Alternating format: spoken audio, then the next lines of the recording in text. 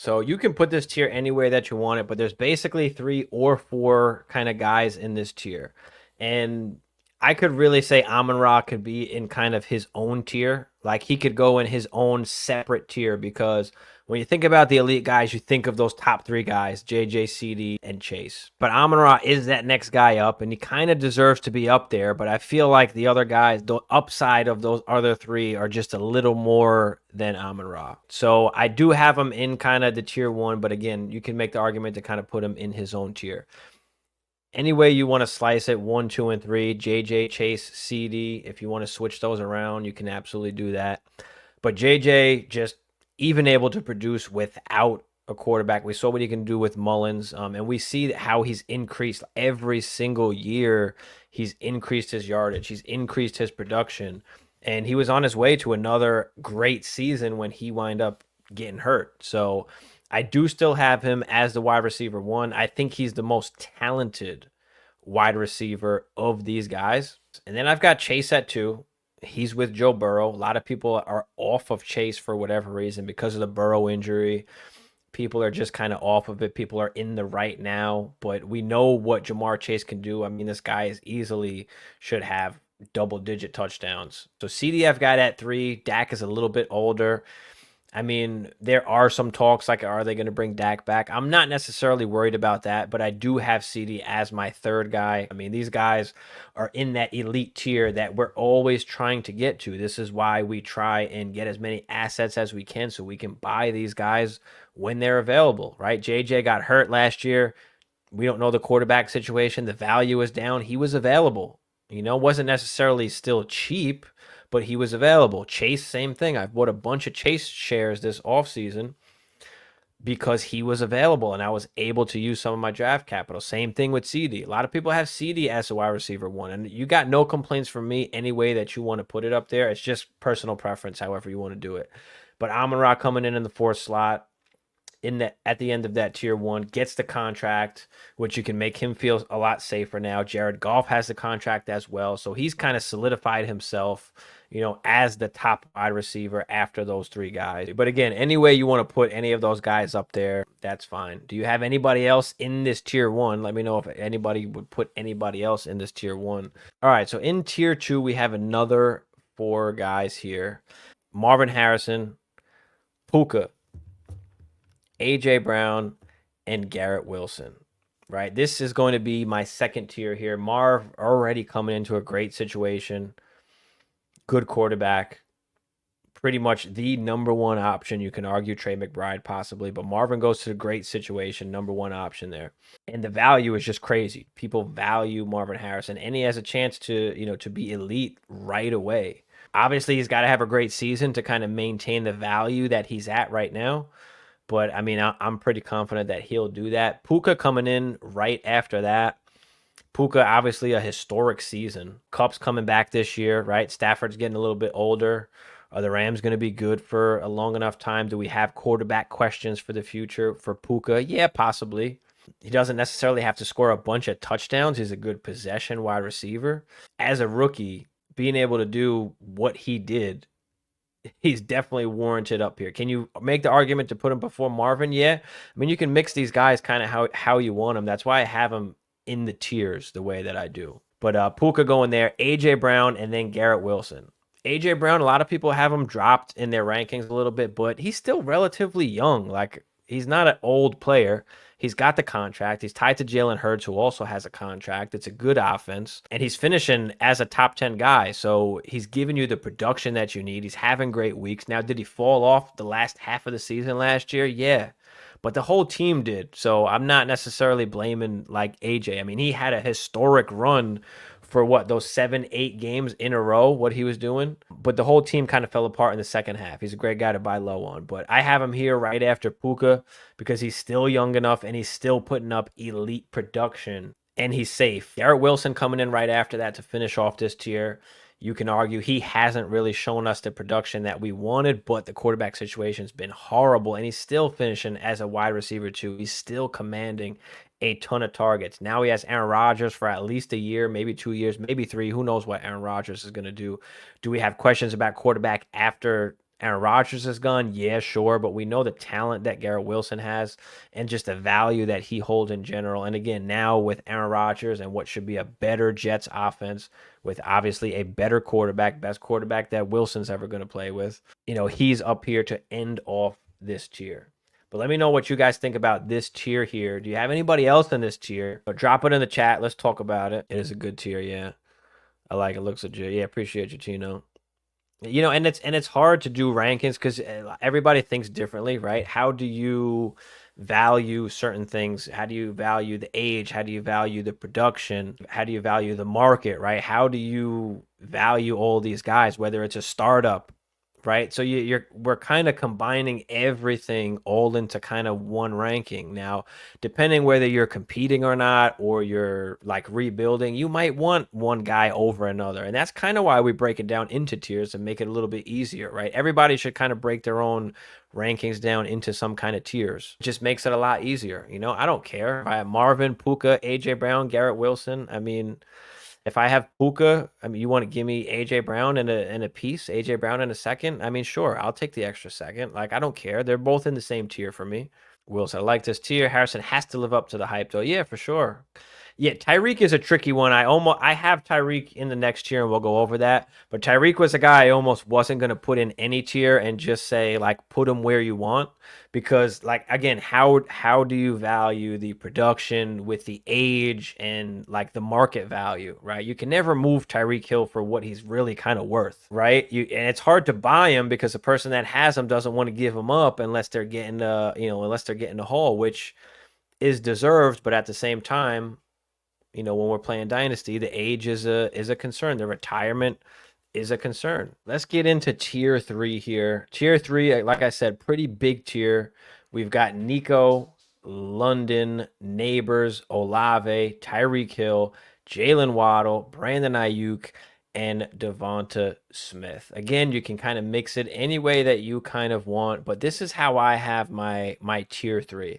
Nico Collins, the wide receiver 1, as we've always thought on the Texans, with CJ Stroud in that offense. He gets the contract, has the security. What is he going to be able to do for the next 3 years? Now, Diggs is there this year, so is the production going to be capped? Maybe for this particular season. But again, we're projecting, right? We're projecting out, right? This is not redraft rankings. This is not just next year. We are projecting a little bit.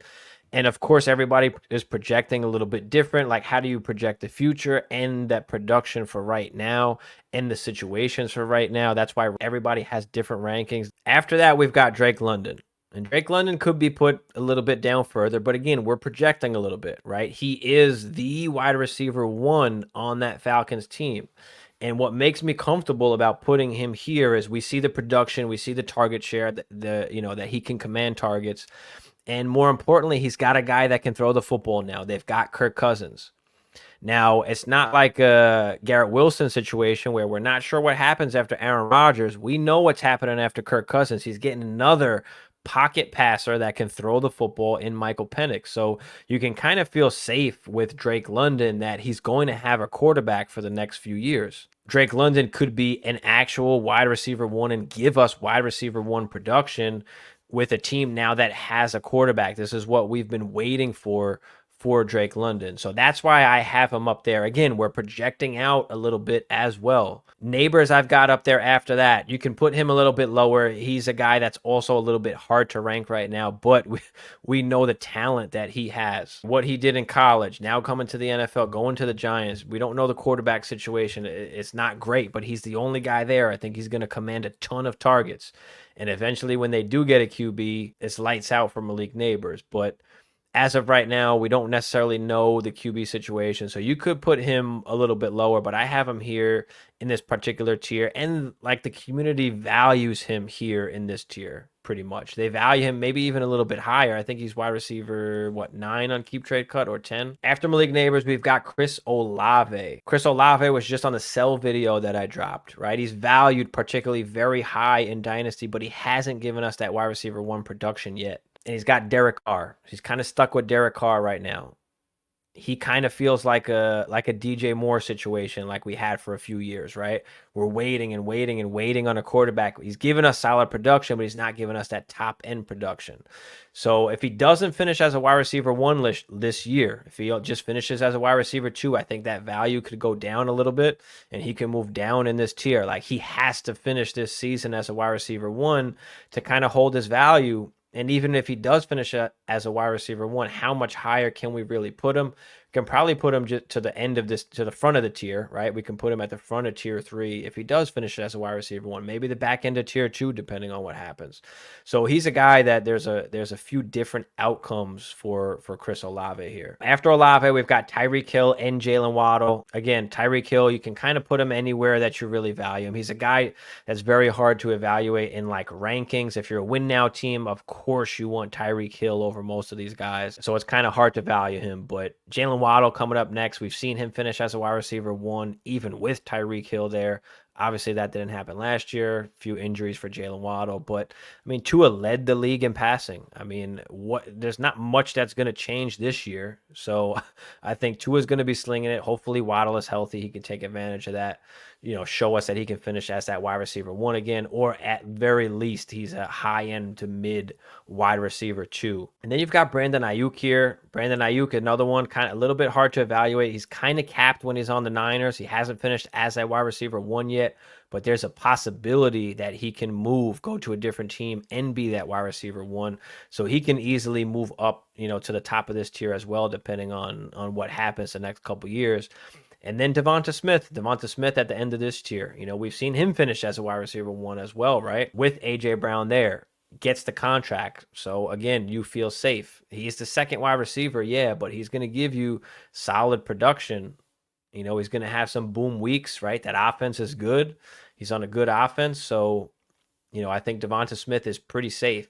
And this tier 3, you can call them kind of back-end wide receiver 1s to mid wide receiver 2s that are safe. Most of these guys all have contracts now. Olave obviously still on his rookie contract, London as well. But for the most part, you can feel safe with these guys. So how do you guys feel about this tier? Who's too high, too low?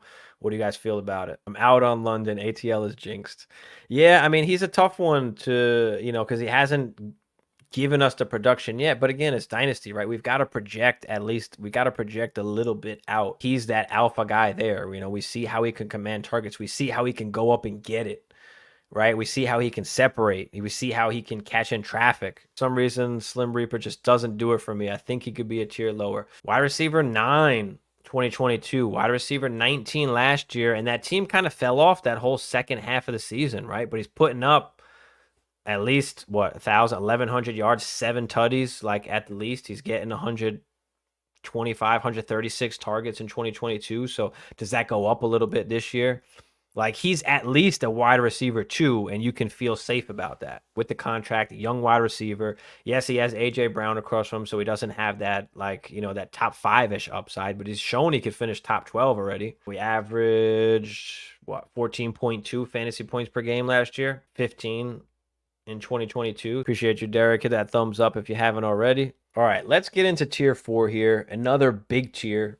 Leading off this tier is Rome Odunze, another guy that's kind of hard to rank because he is a rookie. He's kind of the third option right now going into the season with Keenan Allen there. But can Keenan Allen stay healthy? He's an older guy on that 1-year deal. So is it Odunze and DJ Moore after that?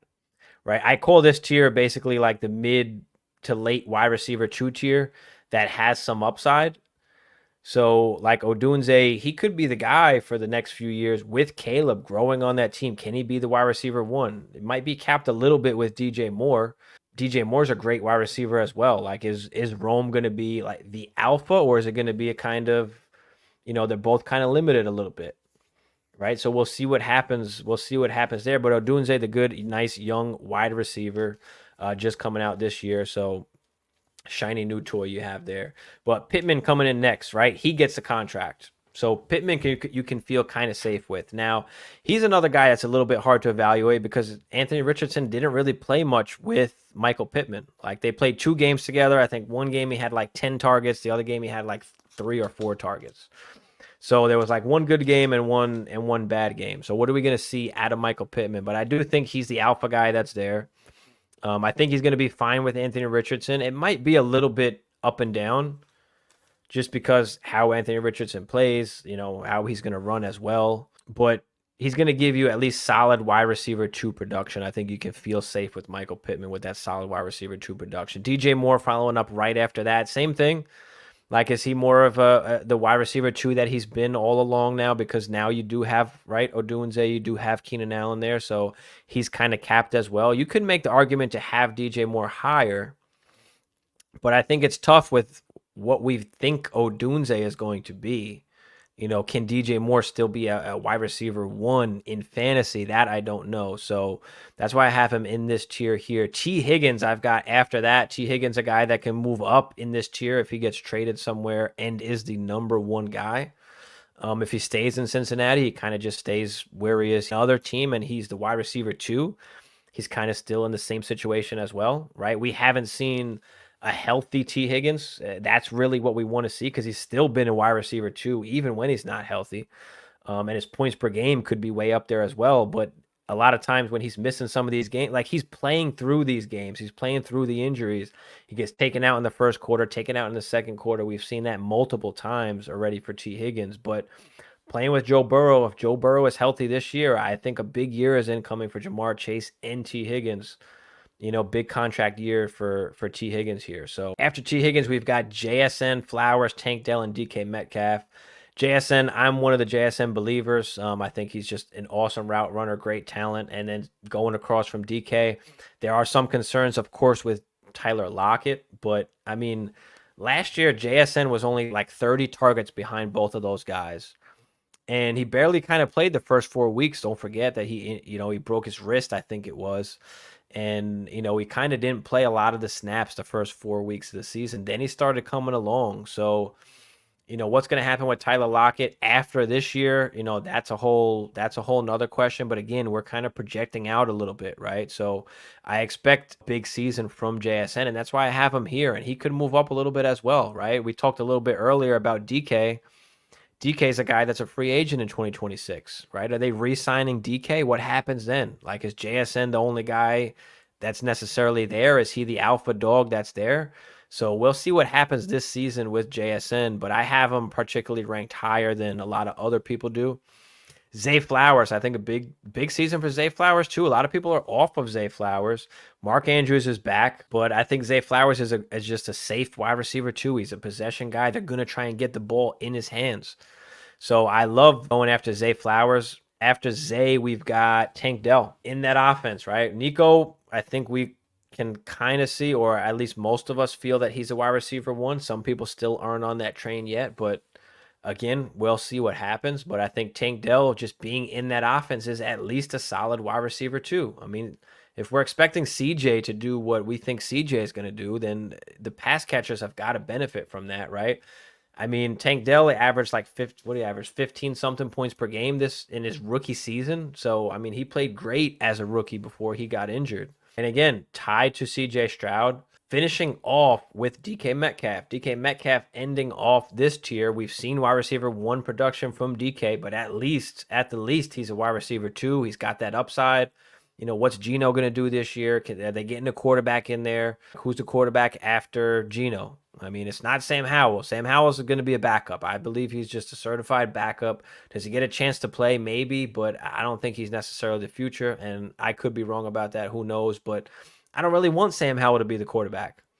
Sam Howell was throwing for, a ton of yards over there for the Commanders, and both Dotson and McLaurin were not doing anything. So, like, I don't necessarily want that. But DK is a guy that's just massively undervalued, and he's just solidly going to finish as a wide receiver 2, just very quietly. So I love DK there. But that finishes off tier 4, another big tier that we have there. I call all of these guys basically like the mid to late wide receiver 2s. Any of these guys can really kind of move up and down in this tier depending on what happens. Can anybody get into that 3rd tier? What do you guys think about tier 4 and some of these guys here? Who's too high? Who's too low? What do you guys think? Love the list. I think Nico could be in the wide receiver 2 level. What's good, Stevie? What up, Jay? Yeah, he could. He could vault up into that next tier. We'll see what happens. What do you have? Almost 1,300 yards this year, and he missed a couple games? I mean, If he goes for, 1,500 double-digit touchdowns or something like that, like he can absolutely vault himself into that tier. He's got the contract, he's got the quarterback, so like people are going to really like that. I think right now a lot of people just don't know or don't believe it yet. They have to see it first, and that's the thing is like we can't be late. Yeah, DK could be up there too. I think he's kind of solidified in that wide receiver 2 range, and you could put him up there with the Devontas. Yeah, you can absolutely make that argument because again, like I mentioned before, he's a free agent in 26. He's got the choice to go where he wants, right? Does he go to a Josh Allen, a Patrick Mahomes? Like who knows what he's going to decide to do or what situations are going to be around the league for him to go to. So he's a guy that at cost right now is a huge, huge buy. Let's pull up tier 5 here. Tier 5 consists of a little bit of a smaller tier here, but Brian Thomas, Lad McConkey, George Pickens, Addison, Jaden Reed, and Rashee Rice. And again, all of these guys can be switched up any way you want them. I don't necessarily have one guy over really the other. Again, it's just kind of one tier for me. Brian Thomas, I think he has the chance to be the actual wide receiver 1 for the Jaguars, what we wanted Ridley to be, but Ridley just wasn't that. Brian Thomas is a much bigger guy, a guy that's going to go up and get those jump balls that Ridley couldn't get or couldn't get his feet down. Like we saw a bunch of times and Ridley just wasn't able to haul it in. And I think Brian Thomas can change that, right? He's a guy that can come out and get double-digit touchdowns, possibly in year 1, if Trevor Lawrence could find that confidence in him and throw it up to him. So I like Brian Thomas and the upside that Brian Thomas has. I think at worst, he's probably a wide receiver 2-ish, 3-ish. I think if he hits his peak, he can possibly be into like that third tier where he's kind of like fringe wide receiver 1. High-end wide receiver 2, I think that's a possibility. Then you've got Lad McConkey coming up next. I think he's extremely safe. I don't know if he might be the wide receiver 1 this year. He might get a shit ton of targets, but I don't think he's a guy that's going to be automatically the alpha forever. I think that they would go out and get another elite wide receiver if they could.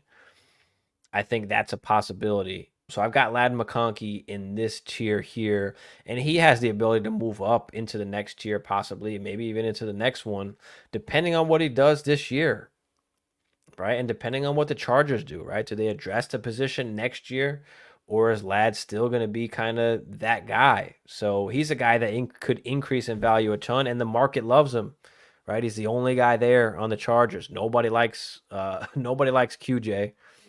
So after Lad McConkey, we got George Pickens, Addison, Jaden Reed, and Rashee Rice. George Pickens should be the alpha for the Steelers, but hasn't really had the target share that we wanted, right? We want to see more route running. We want to see more separation. We want to see like less of necessarily the deep ball stuff. Like we want more catches. We want more targets from George Pickens. Does he get that this year with a Russell Wilson or a Justin Fields, depending on what happens? What are we going to see out of George Pickens? Can he show us that he's that alpha wide receiver 1? I think he's got some good upside. But again, he's kind of in that range where I don't know if he's elite enough to where the Steelers just won't address that position again if they can or get a chance to. Jordan Addison, I think we talked about him a little bit earlier, but a guy that's basically the third option on that Minnesota team once TJ Hawkinson gets back. You don't have Kirk Cousins throwing the ball anymore, so I think he's stuck in that wide receiver 2, wide receiver 3 range. I don't think he has the upside to ever be the wide receiver 1. Obviously, you've got JJ there, so for fantasy purposes, he is kind of capped, and that's why I kind of have him so low. Jaden Reed, there's just another guy where there's just a ton of guys over there in Green Bay. Like, who is going to be the guy? I mean, I love Jaden Reed coming out. I mean, he was my guy to be the wide receiver 1 for Green Bay, and he had a great season. But with Christian Watson back now, with Wicks, who showed out and showed that he's got talent, it's hard to make the bet on Jaden Reed. He's kind of stuck in that range. Like, these guys are all in the kind of range where you want to use the advantage of their value to tier up at the position or tier down at the position too, if you want, right? They're just kind of in that range where they're not necessarily wide receiver 2s, but they can be. And it's just tough because, right, there's only 24 spots, right? There can only be 12 wide receiver ones and 12 wide receiver twos, right? But at some point, like some of these guys, like I said, wide receiver 10 to 30 pretty much is all just one huge tier. But Rashee Rice ending off this tier, playing with Patrick Mahomes. Now they're always going to get a few guys, right? I don't think Rashee will ever be the guy, but if you're playing in a Mahomes offense, you have the ability to score. You have the ability to put up fantasy points. So can he be a solid wide receiver two going forward? We'll see what happens there. Obviously, you've got Hollywood there now. You've got Worthy there now as well. Because after these guys, you can start getting into like some of the vets. You can start getting into like the Xavier Worthies, right? The Debo Samuels, the Keon Colemans, some of the older guys, like I said, Mike Evans, Devontae Adams, Christian Kirk, Pearsall, Scary Terry, Christian Watson. Like you start getting into all those guys there, which is another huge tier. But I've got the top 30 basically broken down into these 5 tiers. So let me know what you guys think about the tiers. What do you think about tier 5 here? Who would you have in this tier? Who's a little too high, who's a little bit too low. But this is kind of how I see it here. You could put Worthy in this tier. You could put Worthy. I just stopped at third. Like I said, there's a huge tier here where you can put some of the vets up here as well now. So depending on how you value it, you could absolutely put Worthy in here. Worthy is the next guy pretty much anyway. I should have just put him up in here, but I think I stopped at 30 if I'm not mistaken. Yeah, I love Pearsall. Pearsall was a guy I'm drafting everywhere. And again, you've got to project a little bit, right? We know they're not keeping, or most likely at least, they're not keeping both Debo and Ayuk. At this point, they might even keep either of these guys. We don't even know. But we know that the value is going to go up, right? Again, it's not just, this player or that player. Like there's a lot of things that go into it. We want to project a little bit. We want to project the situation. We want to project the market, what the community is going to feel. Because again, once any of these guys go, if Debo or Ayuk is gone from the Niners, the Pearsall value is up there. Christian Watson figures out that hamstring injury. He deserves to be. Yeah, he's a guy that can easily move up into this tier. Like I said, there's a big tier that you can make this tier 5 into. I just decided to stop at 30, but yeah, Christian Watson would be part of this as well. He's a guy that can have one good game and everybody's going to be, oh my God, like he's the guy, he's back. So for sure, he's a guy that can gain a ton of value. And again, I'm not trying to bet on Christian Watson in general. What I'm trying to bet on is him having a good game and the market liking him enough for me to be able to move him at some point.